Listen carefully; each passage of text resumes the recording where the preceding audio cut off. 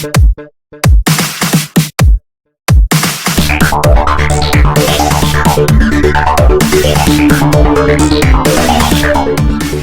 सुधीजनों को मेरा नमस्कार।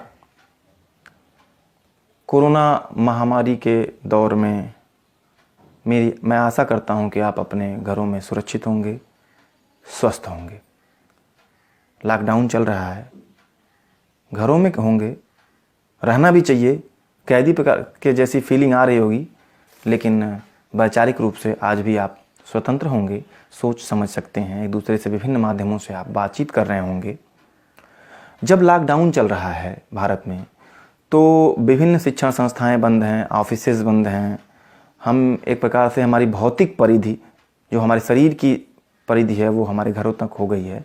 ऐसे में समाज के वरिष्ठ जनों, सुधीजनों का यह सलाह आई, सुधीजनों की यह सलाह आई कि क्यों न विभिन्न सामाजिक मुद्दों पर चर्चा का एक क्रम चलाया जाए, एक पूरी सीरीज चलाया जाए कि जब हमारे बच्चे विद्यालय में नहीं हैं, हम ऑफिसेज में नहीं हैं, किसान शायद बड़ी मात्रा में खेतों में नहीं है, सब अपने घरों में हैं, तो विभिन्न सामाजिक मुद्दों पर चर्चा की जाए आपस में और अपनी समझ को विस्तृत किया जाए, बड़ा किया जाए। इसी क्रम में आज हम आपसे स्वतंत्र भारत के इतिहास के शायद सबसे चर्चित, परंतु सबसे विवादित भी, लेकिन सबसे महत्वपूर्ण भी और सबसे व्यवहारिक कदम आरक्षण पर चर्चा करेंगे।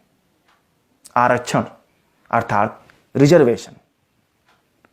रिजर्वेशन की हम इस चर्चा को अपनी तरफ से बहुत सारे बिंदुओं में करेंगे। जैसे आरक्षण क्या है, आरक्षण क्यों है, जाति आधार पर आरक्षण क्यों, दुनिया भर में आरक्षण का क्या आधार है, आरक्षण से क्या योग्यता और प्रतिभा का हनन नहीं होता, आरक्षण क्या समानता के सिद्धांत का उल्लंघन नहीं करता, क्या आरक्षण से जातिवाद को बढ़ावा नहीं मिलता, आरक्षण 10 साल के लिए था तो अभी तक क्यों बढ़ाया गया, आरक्षण का लाभ कुछ ही लोग ले पाते हैं, किसी जाति के सभी लोग नहीं ले पाते हैं, क्रीमी लेयर क्या है, आरक्षण का लाभ जो व्यक्ति ले लेता है वो अपने ही समाज को उपेक्षित कर देता है।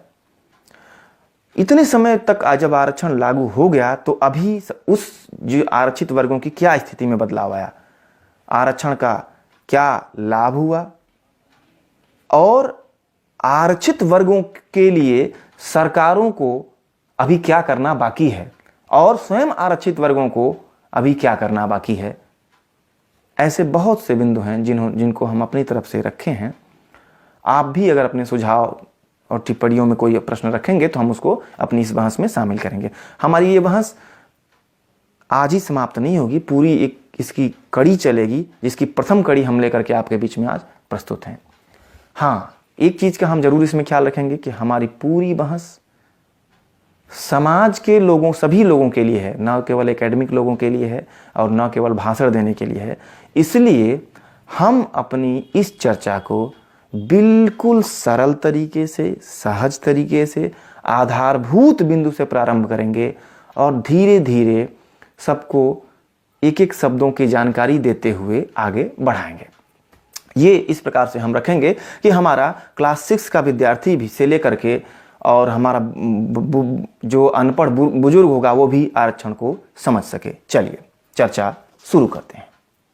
मैं अपने इस चर्चा को शीर्षक दिया हूं, आरक्षण राष्ट्र निर्माण की प्रक्रिया में सर्वाधिक महत्वपूर्ण कदम। आप मेरे पीछे के लिखे बोर्ड पर देख सकते हैं कि आरक्षण राष्ट्र निर्माण की प्रक्रिया में सर्वाधिक महत्वपूर्ण कदम। ये हम जब चर्चा आगे बढ़ाएंगे तो आपको ये स्पष्ट हो जाएगा कि कैसे ये महत्वपूर्ण है और कैसे सर्वाधिक महत्वपूर्ण है। शुरू करते हैं बिल्कुल ही आधार से कि आरक्षण शब्द का अर्थ क्या है। आरक्षण शब्द का शाब्दिक अर्थ होता है किसी वस्तु, किसी स्थान, किसी पद को किसी व्यक्ति या किन्हीं समूहों के लिए सुरक्षित करना, यह इस प्रकार सुरक्षित करना या आवंटित करना कि जिसके लिए यह आवंटित किया जाए उसी को मिलना सुनिश्चित हो, किसी अन्य को नहीं।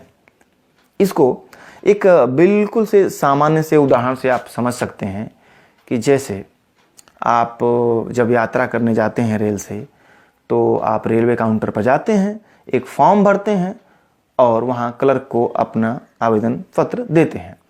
अगर उस ट्रेन में जिससे आप यात्रा करना चाहते हैं उस तिथि में सीटें हैं तो वो आपको कोई एक सीट अलॉट कर देता है, आवंटित कर देता है, आरक्षित कर देता है। और यात्रा के दिन जब आप वहाँ पहुँचते हैं तो उस ट्रेन की उस सीट को कोई और नहीं लेता है, वो सीट आप ही के लिए उपलब्ध रहती है। इसी को शाब्दिक भाषा में आरक्षण कहते हैं।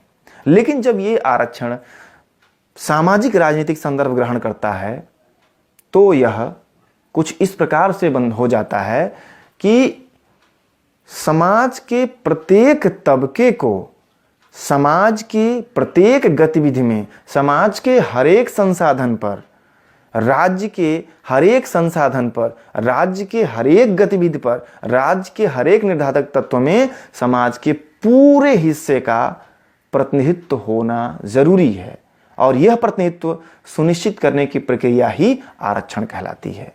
इस प्रक्रिया के माध्यम से हम समाज के जो विभिन्न वंचित तबके हैं उनको प्रतिनिधित्व देना सुनिश्चित करते हैं। तो राजनीतिक सामाजिक संदर्भों में आरक्षण का अर्थ समाज के प्रत्येक तबके को, चाहे वो कितना आगे हो, कितना पीछे हो, किसी भी आधार पर हो, उसको प्रत्येक तबके को उसका प्रतिनिधित्व राष्ट्र की प्रत्येक गतिविधि में, देश की प्रत्येक गतिविधि में, समाज की प्रत्येक गतिविधि में देना ही आरक्षण कहलाता है। देना नहीं बल्कि देना सुनिश्चित करना ही आरक्षण कहलाता है। तो इस प्रकार से दो शब्द हमारे सामने आए नए। वंचित वर्गों को प्रतिनिधित्व देना है, उनको देना आवश्यक है। तो ये वंचित शब्द का अर्थ क्या है? वंचित मतलब जिनके लिए वो चीज उपलब्ध होनी चाहिए वो उन्हें मिली नहीं। जैसे एक बच्चा है जिसको दूध चाहिए तभी उसका, माँ का दूध चाहिए तभी उसका विकास होगा, उसकी शारीरिक विकास, उसका शारीरिक मानसिक विकास होगा। तो लेकिन अगर बच्चे को माँ का दूध न दिया जाए तो यह कहा जाएगा कि बच्चा माँ के दूध से वंचित रह गया। तो इसी प्रकार से समाज का जो समाज होते हैं वो अलग अलग आधारों पर बटा होता है। उसमें बहुत से तबके बहुत से संसाधनों पर कब्जा कर लेते हैं और अन्य वर्गों को उनका हक नहीं मिल पाता है। तो जिन वर्गों को उनका हक नहीं मिल पाता है उन्हीं को वंचित तबका कहते हैं। वंचित का मतलब ये होता है कि ऐसा नहीं कि उसने छोड़ दिया है, किसी समाज के किसी तबके ने अपने उस अधिकार को या संसाधनों पर अपने हक को छोड़ दिया है, ऐसा नहीं है। बल्कि सामाजिक व्यवस्था ऐसी है कि वह समाज का वह तबका उस संसाधन तक पहुंच ही नहीं पा रहा है, उसको उस संसाधन तक पहुंचने ही नहीं दिया जा रहा है। तो जिस समाज के हिस्से को या जिन व्यक्तियों को समाज के संसाधनों पर उन पहुंचने ही नहीं दिया जाता है, अधिकार ही नहीं प्रदान किया जाता है, उनको वंचित तबका कहते हैं। ऐसे तबके बहुत से हो सकते हैं, जैसे महिलाएं वंचित तबके हैं, जैसे अलग अलग क्षेत्रों में अलग अलग प्रकार के समूह होते हैं जो वंचित तबके कहे जाते हैं। दूसरा शब्द जो इसमें आया कि प्रतिनिधित्व देना। प्रतिनिधित्व देने को ठीक से समझना पड़ेगा कि प्रतिनिधि का मतलब होता है कि आप की जगह पर कोई और, या तो ये तो व्यक्तियों के संबंध में प्रतिनिधि हो गया। लेकिन जब समाज के संदर्भ में प्रतिनिधि निर्धारित करने की बात आती है, एक बहुत बड़ा समूह है जिसका प्रतिनिधि निर्धारित किया जाए, तो जैसे एक गांव का प्रधान जो होता है उस गांव का प्रतिनिधि कहलाता है। एक गांव का जो बीडीसी क्षेत्र पंचायत सदस्य होता है वो आपका प्रतिनिधित्व कर रहा होता है ब्लॉक पर। जिला पंचायत सदस्य जो होता है वह उस क्षेत्र का प्रतिनिधित्व कर रहा होता है जिले की पंचायत में। तो प्रतिनिधित्व का आशय यह होता है कि एक समूह को कोई एक व्यक्ति उसको उसकी समस्त आकांक्षाओं को कहीं प्रस्तुत कर रहा हो तो वह प्रतिनिधि के रूप में काम करता है। प्रतिनिधि के संदर्भ में एक और शब्द आता है आरक्षण को लेकर के कि आनुपातिक प्रतिनिधित्व। आनुपातिक प्रतिनिधित्व का आशय यह होता है कि अगर किसी गांव में 1000 लोग हैं और वो 1000 लोग 100 की संख्या में अलग अलग आधारों पर बांटे गए हैं, जैसे कि 100 10 साल के कम उम्र के बच्चे हैं, 100 60 साल से अधिक के बुजुर्ग हैं, 10 बेरोजगार हैं, 10 लोग उच्च शिक्षित हैं, 50 महिलाएं हैं, तो जब उस समाज के प्रतिनिधियों की बात की जाएगी, उस गांव के प्रतिनिधियों की बात की जाएगी, तो 10 अगर प्रतिनिधियों को चुनना है तो उसमें से 5 महिलाएं अगर रहेंगी तो 5 महिलाएं हों, एक कम से कम बच्चा हो जो बच्चों की आकांक्षा को प्रस्तुत करे, एक बुजुर्ग होना जरूरी है क्योंकि 100 बुजुर्ग हैं। तो आनुपातिक प्रतिनिधित्व का आशय ये होता है कि जितनी आपकी संख्या है उसी के अनुपात में आपको संसाधनों पर अधिकार या हक मिले, पदों पर अधिकार या हक मिले, तो इसको आनुपातिक प्रतिनिधित्व कहा जाता है।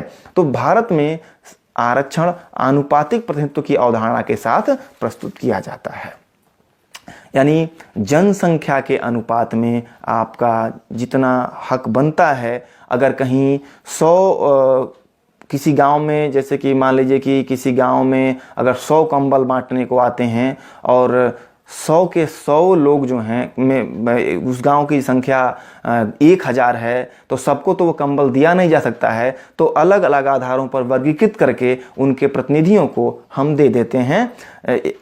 जिन वर्गों पर अगर 10 वर्गों में विभाजित किए तो हर एक वर्ग से 10 लोगों को दे देंगे तो 100 लोग हो जाएंगे। तो आनुपातिक प्रतिनिधित्व का आशय हुआ कि संख्या के अनुपात में आपको प्रतिनिधित्व देना। भारत में आरक्षण की अवधारणा के पीछे यही बात काम करती है। अब अगला प्रश्न है कि आरक्षण क्यों दिया जाता है, क्यों आरक्षण जरूरी है। तो भारतीय संदर्भ में अगर हम बात करें तो भारत की प्रस्तावना का भारत की संविधान जिससे पूरा देश चलता है, पूरा हमारी सरकार चलती है, हमारी गतिविधियां संचालित होती हैं, उस संविधान की प्रस्तावना का प्रथम शब्द, ये आप देख पाएंगे, शायद अगर नहीं देख पाएंगे तो आपको मैं प्रयास करता हूं कि आपको दिखा सकूं। ये कॉन्स्टिट्यूशन ऑफ इंडिया अंग्रेजी में है, ये आप इसे समझ पाएंगे, लेकिन समझ गए होंगे कि ये कॉन्स्टिट्यूशन ऑफ इंडिया है। इसमें जो लिखा हुआ we the people of India, यानी हम भारत के लोग। तो जब भारत के संविधान का निर्माण हो रहा था तो प्रस्तावना के इस शब्द की जगह पर कुछ लोग थे जो लिखना चाहते थे संविधान सभा के कि भारत राष्ट्र शब्द लिखा जाए। तो कुछ लोगों ने आपत्ति किया कि भारत कोई एक राष्ट्र तो है नहीं कि भारत राष्ट्र शब्द लिख दिया जाए। भारत में तो हजारों राष्ट्र एक साथ बसते हैं, तो भारत राष्ट्र अगर शब्द लिखा जाएगा तो कोई एक चीज़ है नहीं कि जो पूरे भारत के निवासियों को एक भाव से जोड़ती हो। हजारों राष्ट्रीय अस्मिताएं, हजारों अस्मिताएं यहाँ पर एक साथ निवास करती हैं, तो इसकी राष्ट्र की जगह पर एक शब्द लिखा गया कि हम भारत के लोग, यानी भारत की परिभाषित सीमा के अंदर जितने भी लोग आते हैं वो लोग इसमें शामिल हो जाएंगे भारत के लोगों में। तो अब यहाँ एक शब्द आ रहा है कि राष्ट्र शब्द का उल्लेख हुआ है।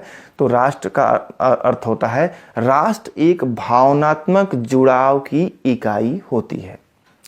आप आज़ादी के समय अगर आप देखें तो पाएंगे कि भारत में हजारों प्रकार की अलग अलग जुड़ाव के माध्यम थे, लेकिन अगर आप कोई एक जुड़ाव का माध्यम खोजने बैठे हैं भारत में कि कन्याकुमारी से लेकर के कश्मीर तक, अटक से लेकर कटक तक, राजस्थान से लेकर के अरुणाचल प्रदेश तक, तो एक तत्व मिलना इतना आसान नहीं होगा। यानी भारत कोई एक भाव यानी एकता के भाव से जुड़ा हुआ कोई एक तत्व इतना आसान नहीं था ढूंढ पाना कि जो एक तत्व जुड़ा हुआ हो। भारत हजारों अस्मिताएं ऐसी थी भारत में कि जो काम कर रही थी, इसीलिए भारत राष्ट्र नहीं बल्कि लिखा गया, बल्कि भारत के लोग लिखा गया। तो अब यह हुआ कि भारत को एक राष्ट्र बनाना है, यानी पूरे भारत के निवासियों के अंदर एकता की भावना का संचार करना है। तो राष्ट्र होता है कि वह कोई भी तत्व जो आपको एकता की भावना से जोड़ता हो। भारत में एकता की भावना से जोड़ने वाले बहुत सारे अलग अलग तत्व हैं। जैसे भारत में जाति एक तत्व है, भारत में वर्ण एक एकता का तत्व है, क्षेत्रीय अस्मिताएं आपको एकता के भावना से जोड़ती हैं, भाषाई अस्मिता आपको एकता के भावना से जोड़ती है। ऐसी बहुत सारी भावनात्मक जुड़ाव के माध्यम हैं कि जो भारत में अलग अलग काम कर रहे थे। तो भारत के लोगों में एकता की भावना भरनी थी, संपूर्ण भारत के जो परिधि थी उसमें एकता की भावना भरनी थी। यह एकता की भावना कैसे भरी जाएगी? जब भारत की हर एक अस्मिता को, जिसके आधार पर भारत बंटा हुआ है, उसको भारत के निर्माण की प्रक्रिया में, यानी भारत को संचालित करने वाले नियमों कानूनों के निर्माण में, भारत के संसाधनों में प्रत्येक वर्ग को उसकी उचित हिस्सेदारी दी जाए, तभी जाकर के भारत कोई एकता के बोध से विभूषित हो पाएगा। जैसे कि अगर भारत में जाति एक तत्व है, तो अगर कोई जाति छूट जाएगी तो अपने आप को उपेक्षित महसूस करेगी, तो वह भारत में एकता के भाव से नहीं जुड़ पाएगी।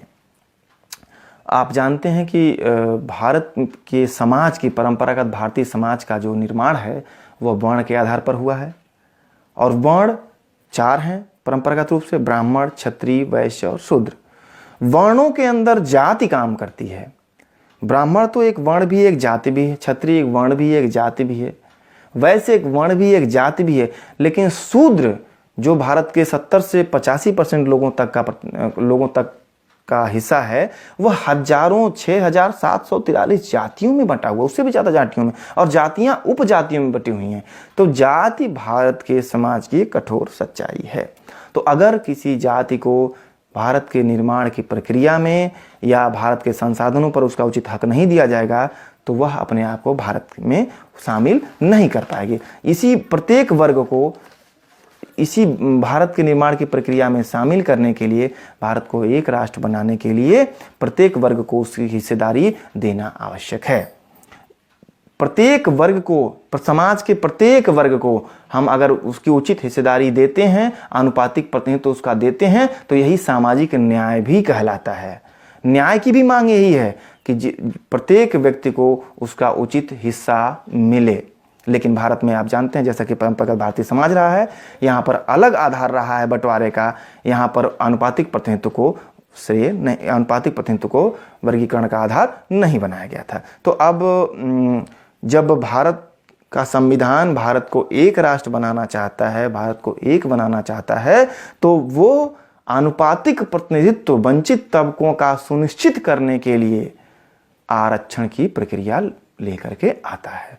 तो आरक्षण की प्रक्रिया वंचित तबकों को, या यूं कहें कि व्यापक अर्थ में न्याय स्थापित करने के, न्याय कब स्थापित होगा, जब वंचित तबकों को उनका हक मिलेगा। तो आरक्षण समाज के प्रत्येक वर्ग को, विशेषकर वंचित तबके को, उनका उचित हक देना अर्थात न्याय स्थापित करने की एक व्यापक प्रक्रिया है।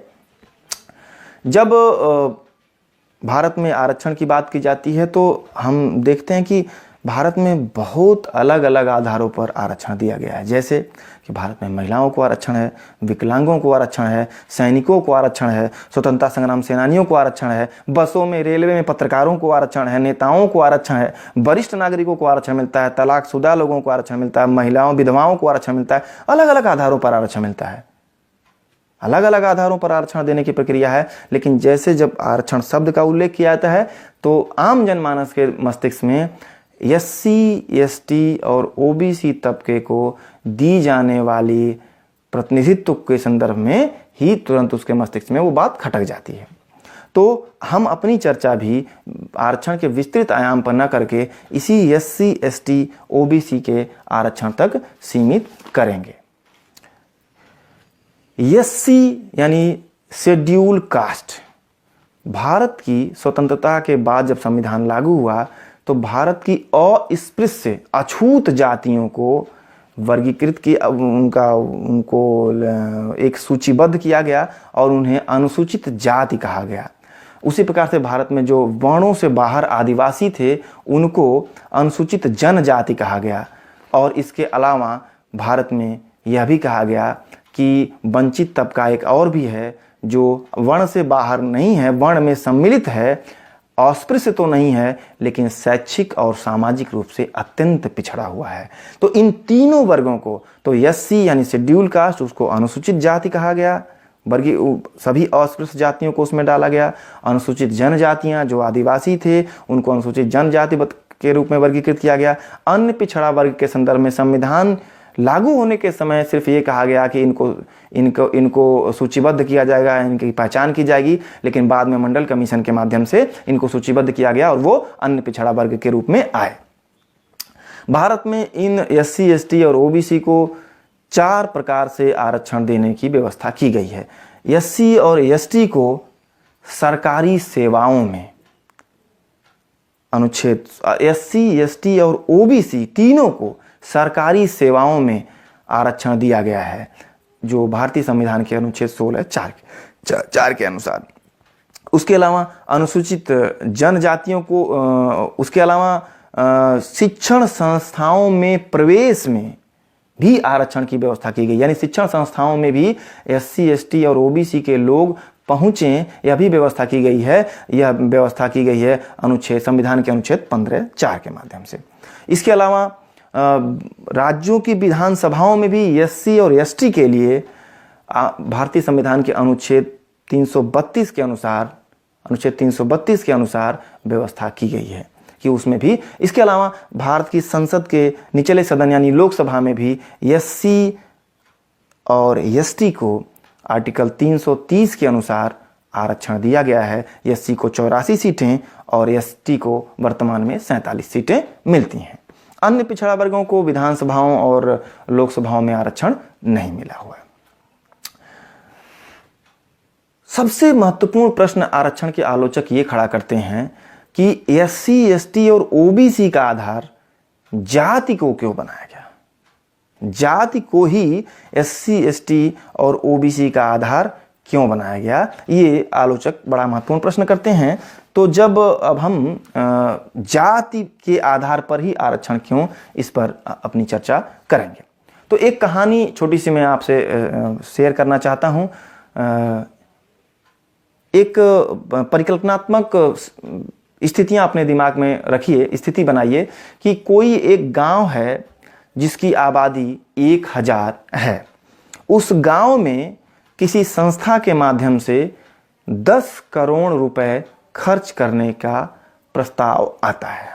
संस्था के लोग गांव में आते हैं और ये कहते हैं कि हम इस 10 करोड़ रुपए को आप गांव के निवासियों के माध्यम से ही खर्च करना चाहते हैं, लेकिन वो गांव के निवासी 10 लोग हम चुनेंगे, 10 लोगों की कमेटी बनाएंगे। वो 10 लोग पढ़े लिखे होने चाहिए। 10 लोगों की कमेटी बन जाती है। 10 करोड़ रुपए दे करके वो संस्था के लोग वापस चले जाते हैं। वो 10 लोग मिलकर के पैसा खर्च करते हैं। जब 1 साल बाद उस संस्था के लोग अपने दिए गए पैसे को कहां खर्च किया गया देखने के लिए आते हैं, तो पाते हैं कि गांव में बड़ा अजीबोगरीब तरीके से विकास हुआ है। गांव के कुछ मोहल्लों में अत्यधिक विकास हो गया है, धन का बहुत ही ज्यादा खर्च किया गया है। कुछ मोहल्लों में बिल्कुल ही शून्य है। ऐसा क्यों हुआ? आप सोचिए कि ऐसा क्यों हुआ। तो ऐसा क्यों हुआ, इसी प्रश्न का उत्तर तलाशने के लिए वो संस्था के लोग गांव भर की एक मीटिंग बुलाते हैं। तो उसमें ये प्रश्न पूछते हैं कि ऐसा क्यों हुआ कि हम 10 करोड़ रुपए दिए और गांव के कुछ ही हिस्से का विकास हुआ, संपूर्ण हिस्से का विकास क्यों नहीं हुआ? तो एक व्यक्ति खड़ा होता है, वो कहता है कि आपने जो 10 लोगों की एक कमेटी बनाई थी, उसका आधार क्या बनाया था आपने? तो संस्था के लोग बताते हैं कि हमने पढ़े लिखे लोगों को चुना था। तो वह व्यक्ति कहता है कि यहीं पर आपसे चूक हो गई। परंपरागत भारतीय समाज में पढ़ने लिखने का अधिकार एक ही वर्ण या उच्च वर्णों को ही दिया गया है। तो जब आपने 10 लोगों को चुना तो वो 10 के 10 लोग उच्च वर्ण से ही आपके पास चले गए, कमेटी में आ गए। निम्न तथाकथित रूप से निम्न वर्ण या शूद्र वर्ण से कोई भी व्यक्ति नहीं गया। तो उन लोगों ने अपने ही वर्ण या अपनी ही जाति में विकास का काम किया। तो अगर आप 10 लोगों को चुनना था तो इस गांव की 10 अलग अलग जातियों से चुने होते तो विकास गांव का सर्वांगीण हुआ होता। इससे आप आरक्षण भी समझ सकते हैं। यही आरक्षण है कि उस गांव के विकास की कमेटी में अलग अलग जातियों के प्रतिनिधि होने चाहिए, तभी गांव का सर्वांगीण विकास होगा। अब ऐसा क्यों हुआ कि जब 10 के 10 पढ़े लिखे लोग थे और उन लोगों ने अपने ही क्षेत्र का, अपने ही मोहल्ले का विकास क्यों कर लिया? क्योंकि वो 10 के 10 लोग एक जाति विशेष से बिलोंग करते थे। अब एक जाति विशेष से होने का क्या मतलब हुआ? तो अब जाति को समझना यह बहुत जरूरी है। तो आप जानते हैं कि परंपरागत भारतीय समाज है जो है उसका बंटवारा वर्णों में हुआ है। वर्ण 4 बताए जाते हैं हमें: ब्राह्मण, क्षत्रिय, वैश्य और शूद्र। और एक अवर्ण भी हैं, बहुत सारी संख्या में अवर्ण भी हैं इस समाज के जो इसमें शामिल ही नहीं हुए हैं, जिन्हें अस्पृश्य कहा गया है या जिन्हें मलेच्छ कहा गया है, और आदिवासियों को भी इस वर्ण से बाहर किया गया है। ये जो वर्ण हैं ये एकदम एक खोल बंद हैं कि एक वर्ण का व्यक्ति दूसरे वर्ण में चाहे कुछ भी कर ले नहीं जा सकता, और वर्ण के आधार पर ही अधिकार निर्धारित किए गए हैं और कर्तव्य निर्धारित किए गए हैं। जैसे ऊपर के वर्ण जो हैं वो 3 वर्ण ब्राह्मण, क्षत्रिय और वैश्य ये पढ़ सकते हैं, इनको शिक्षा लेने का अधिकार है, लेकिन नीचे के वर्ण को, शूद्र को शिक्षा लेने का अधिकार नहीं है। तो जब शिक्षा लेने का अधिकार नहीं है इनके पास, तो वो जब आप शिक्षित लोगों के आधार पर कमेटी बनाएंगे तो कमेटी में नहीं पहुंच पाएंगे। तो वर्ण एक खोल बंद अवधारणा है कि एक वर्ण का आदमी दूसरे वर्ण में चाहे कुछ भी कर ले नहीं जा सकता है। विभाजन सिर्फ इतना ही नहीं है, ऊपर के 3 वर्ण तो वर्ण भी हैं और एक अन्य तत्व जाति भी हैं, लेकिन नीचे का जो शूद्र वर्ण है यह केवल एक वर्ण नहीं है, संख्या में यह लगभग 70 से 85% का है, लेकिन यह वर्ण जातियों में बंटा हुआ है। तो जिस प्रकार से वर्ण एक खोलबंद अवधारणा है, उसी प्रकार से जाति भी एक खोलबंद अवधारणा, माने वर्णों में जाति, और जातियां ऐसी कि एक कृत्रिम विभाजन की है जातियों का। जातियां कोई स्वाभाविक विभाजन नहीं है, कोई विकास नहीं हुआ इनका स्वाभाविक रूप से, ये एक आर्टिफिशियल कैटेगराइजेशन है कि एक तुम इस यहां पैदा हुए हो तो तुम इस जाति के हो, तो तुम इस जाति में शामिल नहीं हो सकते हो। ये मानव निर्मित है। इसको किसने बनाया है? किसी भी व्यवस्था को किसने बनाया? जब आप ये जानना चाहते हो तो आप देख लीजिए कि उस व्यवस्था का लाभार्थी कौन है। तो जो उस व्यवस्था का लाभार्थी होगा वही उस जाति को बनाने या उस व्यवस्था को बनाने वाला होगा। तो जाति एक खोलबंद अवधारणा है, एक कृत्रिम अवधारणा है। इसमें विभाजन का क्रम कुछ ऐसा है कि ऊपर से नीचे आएंगे तो अधिकार कम होते चले जाएंगे और कर्तव्य बढ़ते चले जाएंगे। उसमें श्रेष्ठता का भी क्रम है। ऊपर का वर्ण सबसे श्रेष्ठ है माना जाएगा, नीचे का वर्ण दूसरे नंबर का वर्ण उससे कम श्रेष्ठ है, तीसरा उससे कम श्रेष्ठ है और चौथा सबसे कम श्रेष्ठ है। इस वर्णों के क्रम में विभाजन संसाधनों का भी ऐसे ही किया गया है कि जैसे ऊपर के 3 वर्णों को संपत्ति रखने का अधिकार है, लेकिन चौथा वर्ण जो शूद्र है, जो जातियों में बटा हुआ 6743, उसको संपत्ति रखने तक का भी अधिकार नहीं है। उसका कर्तव्य सबकी सेवा करना। हैसियत का निर्माण भी इसी आधार पर होता है, वर्ण के जाति के आधार पर भी होता है। सम्मान का निर्धारण भी भारत में जाति के आधार पर ही होता है। योग्यता का निर्धारण भी जाति के आधार पर होता है। यानी आप देख रहे हैं कि जाति के आधार पर ही आपकी संपूर्ण सामाजिक हैसियत का निर्माण हो रहा है। जाति के आधार पर ही आपको विभिन्न अधिकारों से वंचित किया जा रहा है। आप महाभारत की कहानी में आप देख सकते हैं कि गुरु द्रोणाचार्य ने एकलव्य को प्रशिक्षण धनुर्विद्या का प्रशिक्षण नहीं दिया, तो सिर्फ इसलिए कि वह किसी विशेष जाति से, शूद्र जाति से या मलेच्छ जाति से बिलोंग करता था। रामायण में शंभुक ऋषि की हत्या इस बात के लिए कर दी जाती है कि जिस वर्ण को पढ़ने लिखने का अधिकार नहीं है, उस वर्ण का एक व्यक्ति वेदों को पढ़ लेता है।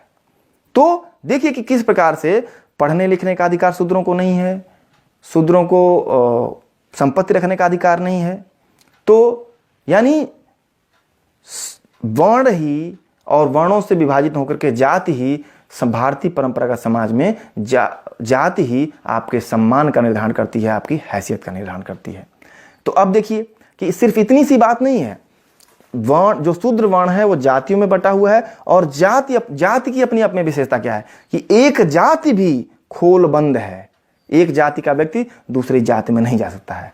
एक जाति के व्यक्ति की समस्त सामाजिक गतिविधि अपनी ही जाति में संपन्न होती है। यह गतिविधि, उसकी सारी नातेदारी रिश्तेदारी अपनी ही जाति में होती है। समस्त वैवाहिक संबंध उसकी अपनी ही जाति में होते हैं। तो इस प्रकार से एक जाति अपने आप में वैवाहिक संबंधों, नातेदारी रिश्तेदारी की जुड़ी हुई एक जाल है, एक व्यवस्था है। तो जहां वैवाहिक संबंध होंगे, नातेदारी रिश्तेदारी होगी, तो अपने आप में वो एकता के भाव भी होंगे। तो एक प्रकार से एक कुल या एक परिवार का बृहद रूप हो जाती है जाति। तो इसमें हर एक जाति में एक एकता का भाव है। यह जाति एक समाज की इकाई के रूप में भी काम करता है। तो अब आप देखिए कि दो चीजें निकल के आई कि एक तो जाति के आधार पर ही आपको वंचित किया गया आपके अधिकारों से, जो मानवीय अधिकार होते हैं, संपत्ति के रखने का अधिकार, शिक्षा का अधिकार, उससे आपको वंचित किया गया।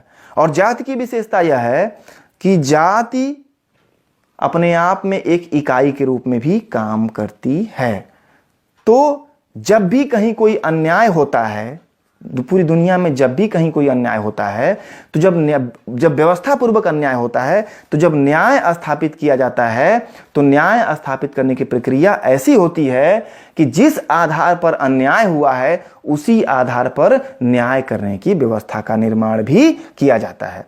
तो आप देख रहे हैं कि जाति के आधार पर ही आपको सम्मान दिया जाता है, आपका अपमान किया जाता है, जाति के आधार पर ही आपकी सामाजिक हैसियत का निर्माण होता है, जाति के आधार पर ही आपको उच्च या निम्न कहा जाता है, जाति के आधार पर ही आपके विभिन्न अधिकार निर्धारित किए जाते हैं। तो व्यवस्था पूर्वक जब अन्याय किया गया जाति के आधार पर, तो जब जाति का न्याय स्थापित करने की बात आएगी, प्रतिनिधित्व सुनिश्चित करने की बात आएगी, तो जाति को ही आधार बनाया जाएगा। इस प्रकार न्याय स्थापित करने के लिए, आरक्षण प्रदान करने की प्रक्रिया में जाति को आधार बनाया जाना सर्वथा उचित है। क्यों? क्योंकि जाति एक इकाई के रूप में भी काम करता है। तो जब उसके प्रतिनिधियों को चुनने की बारी आएगी, तो जाति से एक प्रतिनिधि लेकर के आप बता सकते हैं कि इस जाति का एक प्रतिनिधि यहाँ पर है। उसी प्रकार से जब आप अन्याय का आधार देखेंगे तो वहाँ भी जाति ही है। तो प्रतिनिधि चुनने में भी आसानी है जाति को आधार बनाने में, और वंचना का आधार भी जाति ही रहा है। तो इसलिए जब उनको न्याय स्थापित करने की प्रक्रिया प्रारंभ की जाएगी तो उसका आधार भी जाति ही होगा।